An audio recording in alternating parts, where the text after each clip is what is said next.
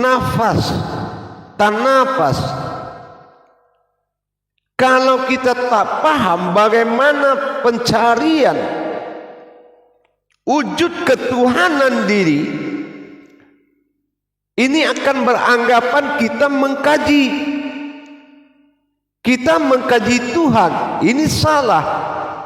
Tapi kita mengkaji diri mendapatkan Tuhan, karena diri adalah maujud dari Tuhan.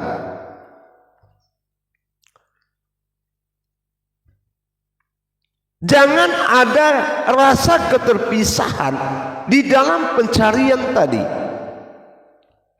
Cepat sambut dengan pandangan bahwasan yang dikaji ini maujudnya adalah kita sendiri. Ini yang dikatakan batin yang terlihat. Manusia itu adalah wujud batin Allah yang terlihat. Bukan seorang manusia mengkaji tentang Allah. Asma Allah itu hayat pada diri berlemas sifat. Apa yang dikatakan sifat? Bersifatnya Allah pada sebuah maujud yang dikatakan diri.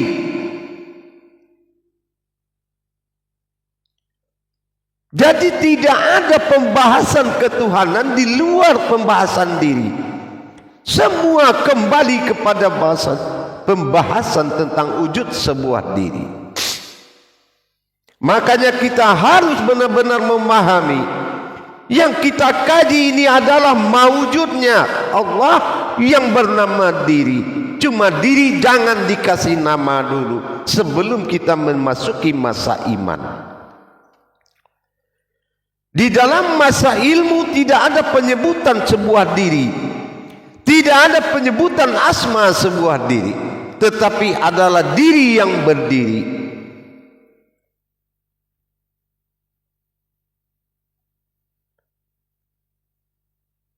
Jamaah yang dirahmati Allah rahimakumullah.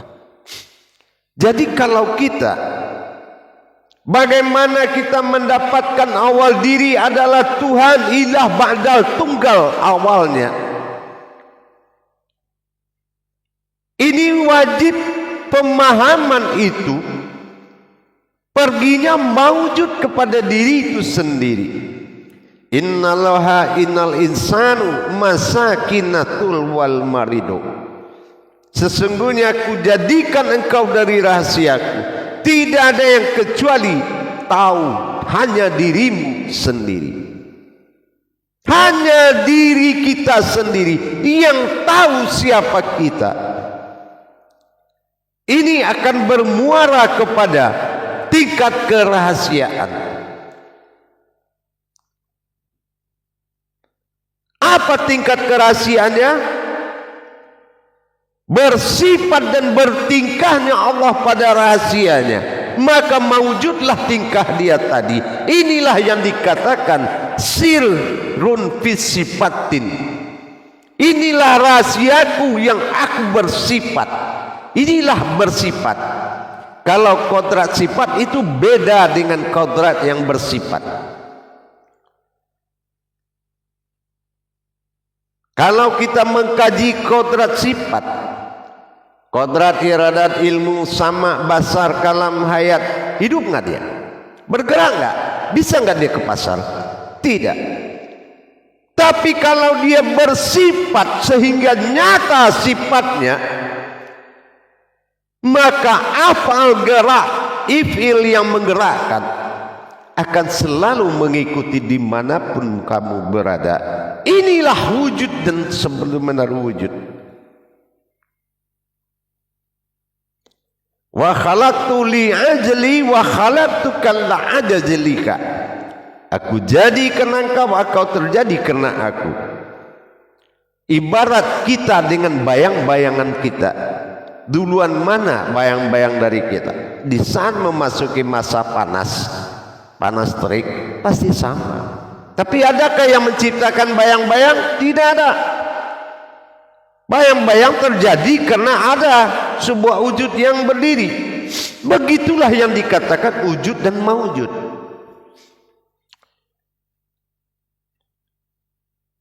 dengan adanya pembedahan diri kita, lapisan-lapisan diri yang ada tersusun ke dalam diri, 7 lapisan diri, mulai dari jasad sampai ke si bahar,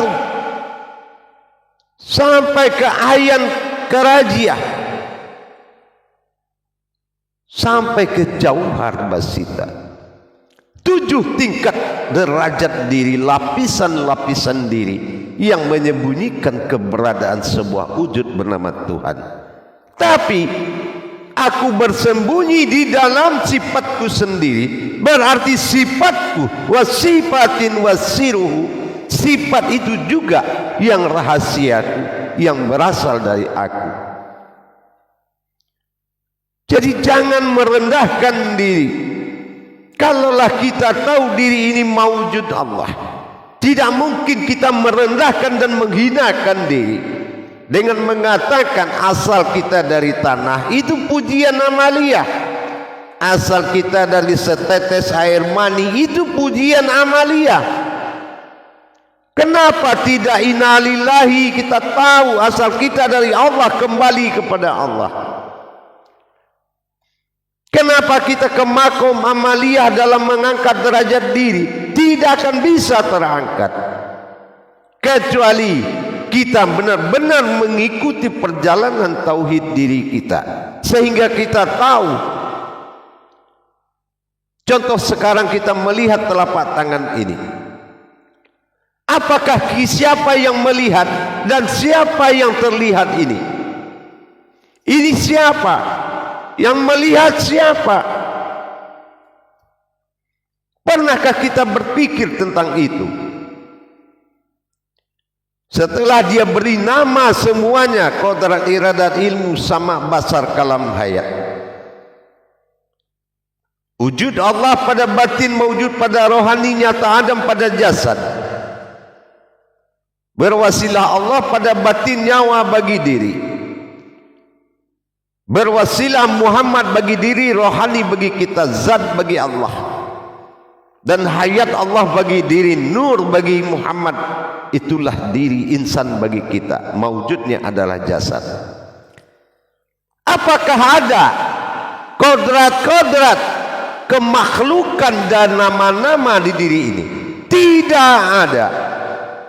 Berarti ini sifat dari dia, yang mana sifatnya lah yang mampu melihatnya sendiri, melihat wujudnya sendiri. Semua dihalalkan karena memang sudah sifatnya. Wa huwa ma'akum aina ma kuntum. Wa huwa, kalau sudah dia ma'akum padamu, dia semua ini, tidak ada lagi kita.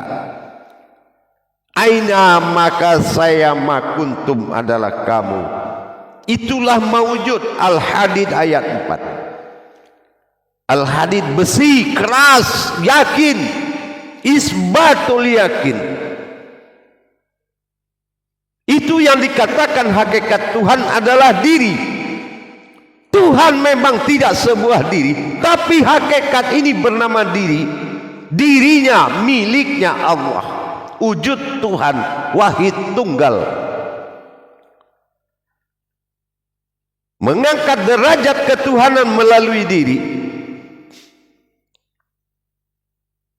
dan diri adalah yang terangkat. Kalau awalan semua itu diri. Kalau ada orang memuji Allah kepada melalui dirimu karena kamu memberikan pemahaman yang baik, maka kamu yang terpuji. Kalau orang ingin melihat Allah karena kamu memberikan pemahaman tentang Allah, maka kamu yang terlihat.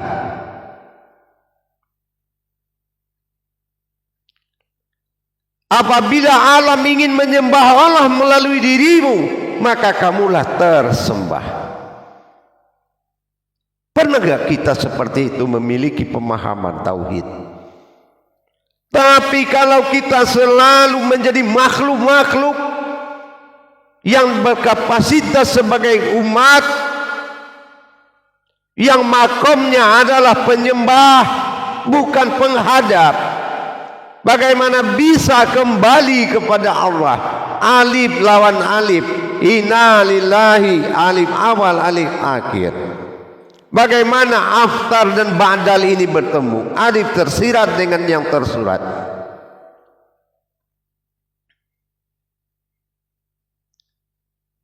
Inilah yang dikatakan hayat.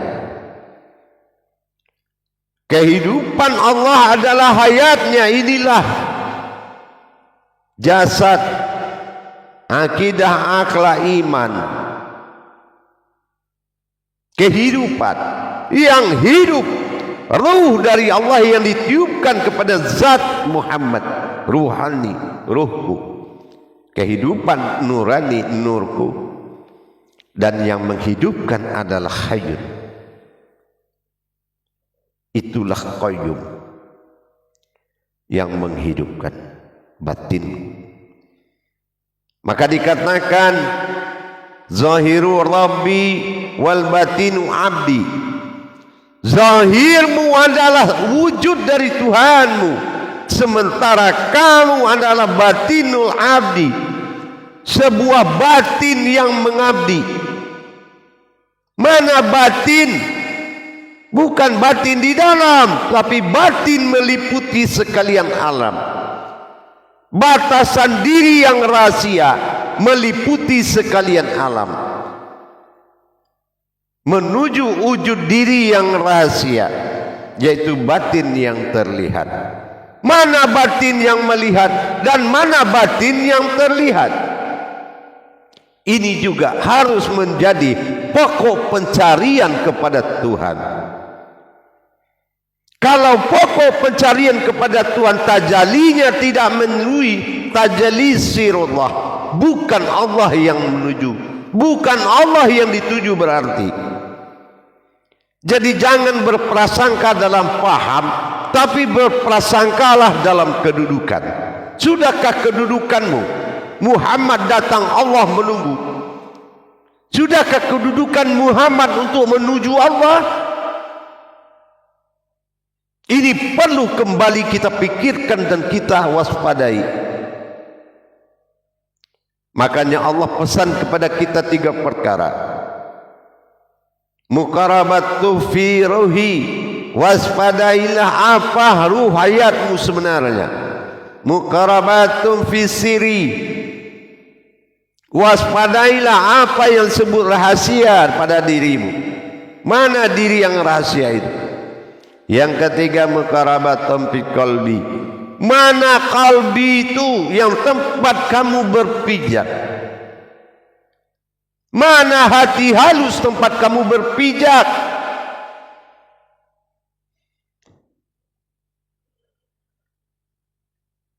Jamaah para hadirin dan hadirat, sudah sekian lama kita dimasukkan ke dalam riwayat,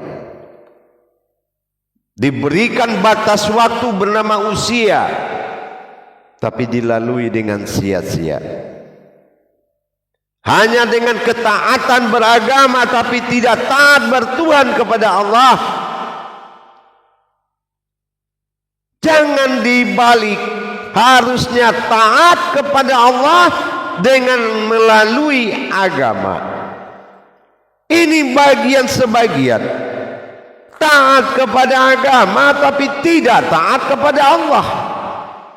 Bagaimana bisa terjadi kita beragama tetapi tidak taat kepada Allah? Berarti semua isi agama yang dilakukan tidak ada hakikatnya. Untuk itu kita tingkatkan bagaimana menuju hakikat ketuhanan melalui sebuah diri. Maksud dari hakikat ketuhanan dan diri sudah ada dalam tauhidin. Asyhadu an la ilaha illallah wa asyhadu anna Muhammad Rasulullah. Artinya disinilah bertauhidnya hakikat Allah dengan hakikat umat. Bagaimana menyatukan la ilaha illallah juga alif, Muhammad Rasulullah juga alif. Apakah Allah dengan Muhammad ini beda? Secara sirna, secara wujud. Kalau secara adab dibedakan, karena satu iman, satu ilmu. Muhammad iman, ilmu Allah.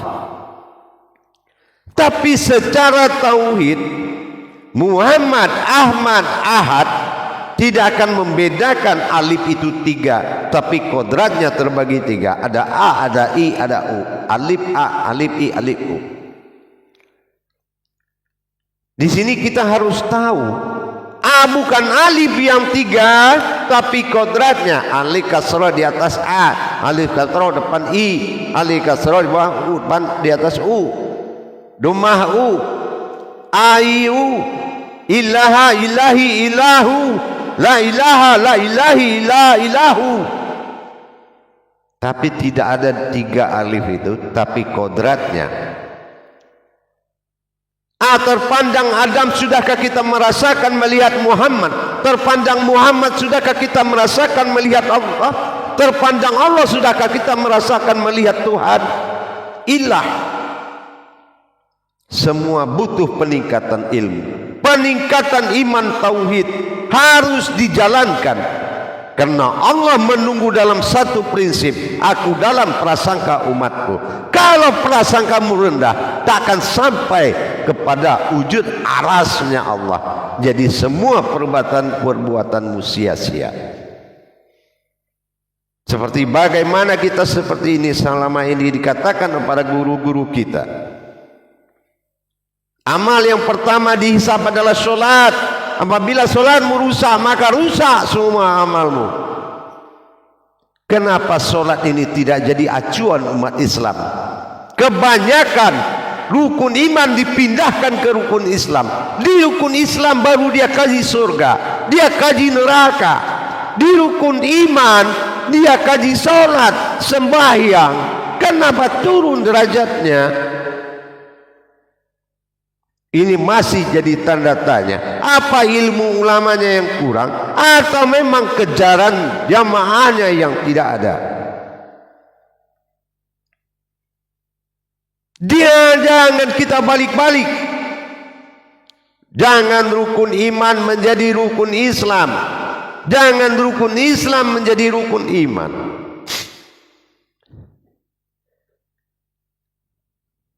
Semuanya kembali ke kita. 5 rukun Islam, 6 rukun iman, 5 kali 6 30 juz. Nih wujud diri yang akan menentukan semuanya. Tiang utama Islam itu adalah diri, juz, nas, ba, alif, sin, bismillah, al-fatihah, Anas, ba, alif, shin. Bertajali Allah dalam bismillah. Berdiri dan bertajali Tuhan kepada diri bernama Al-Fatihah. Dan mawujud nyata Allah bagi diri dinamakan Anas, ba, alif, shin, bis. Kenapa tidak bisa milah? Karena milah adalah langkah Allah yang akan mewujud pada Rahman, jasad, kuling, daging, urang dan tulang, Rahim, batin, zat dan nur. 7 sifat tajalli Al-Fatihah mewujud dalam An-Nas, berahsia dalam Al-Ikhlas. Jamaah yang dirahmati Allah rahimakumullah. Janganlah kamu menjadi seorang yang pengkaji Tuhan. Tuhan tidak bisa dikaji. Tapi saksikanlah dikala kamu belajar, mendengar ceramah, saksikan dirimu sebagai batinnya Allah, menerima wahyu dari Allah. Itulah yang lebih tepat. Kalau kodrat manusia sudah dijelaskan, manusia adalah yang lemah, tidak mungkin bisa menerima pemahaman tentang kajian Tuhan. Tuhan gak bisa dikaji, tidak bisa dibahas, melainkan pembahasan kodrat bernama diri naf. Mari kita cari, kita tingkatkan iman kita kepada Allah dengan mengkaji diri kita kembali. Rahasia besar itu ada pada diri kita sendiri. Kitalah rahasia besarnya Allah, bukanlah kulit asalnya kulit, bukan daging bukannya daging, bukan tulang berasal dari tulang, bukan urat berasal dari urat. Kalau mengkaji Tuhan tentang Tuhan, mengkaji Tuhan bernama Allah, berwujud akan diri, tidak ada air, api, angin dan tanah, tidak ada kulit, daging dan urat. Yang ada apa? 4 batin, napas, napas, ampas, nupus. Baru hadir 4 zat, diwadi, mani, manikam. Baru hayat pada 4 nur, nur nurullah, nur Muhammad, nur haknya Allah. Inilah yang dikatakan azali, yang menjadi alam azalinya Allah pada qalbi. Inilah menjadi hati halus, qalbi mu'mini baitullah. Hati halus manusia yang berilmu itu milik rumahnya Allah. Rumahnya Allah, qalbi mu'minin. Maka kerjalah, berusahalah kita mencapai seorang mukmin. Dari wajibul wujud, mewajibkan adanya Allah qadim, waliul wujud, memperlihatkan wujudnya Allah, wahidatul wujud, yang terlihat hanya Allah. Inilah yang dikatakan